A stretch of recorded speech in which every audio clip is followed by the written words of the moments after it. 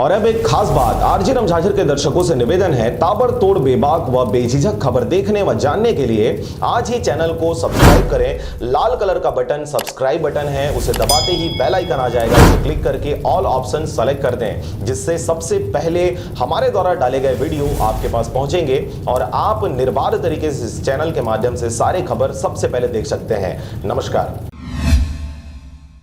नमस्कार, आप देख रहे हैं आरजे रमझाझर और मैं हूं पुखराज सिंह। नांदघाट के पास हुआ भीषण सड़क दुर्घटना। रायपुर बिलासपुर हाईवे वैसे तो हमेशा से पशुओं सहित इंसानों के मौत का रास्ता बना हुआ है। बीते दिनों शुक्रवार को एक बार फिर यह सड़क बिन ब्याही बेटी के रक्त के रंग से रंग गया। देखिए यह खास रिपोर्ट।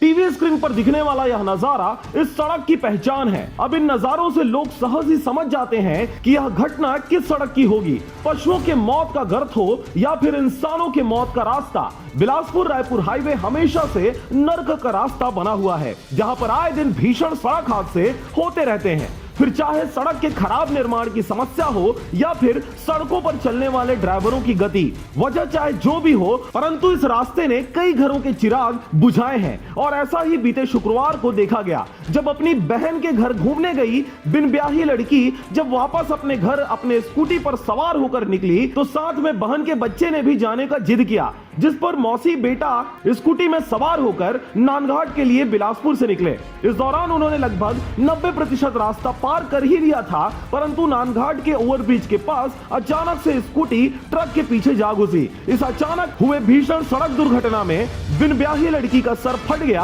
और मौके पर ही उसकी मृत्यु हो गई। स्कूटी पर पीछे बैठा नाबालिग बालक गंभीर रूप से घायल हो गया। राहगीरों ने त्वरित रूप से बच्चे को अस्पताल पहुंचाया, जहां पर उसकी स्थिति अब नाजुक बताई जा रही है। नांदघाट से ब्यूरो रिपोर्ट आरजे रमझाझर।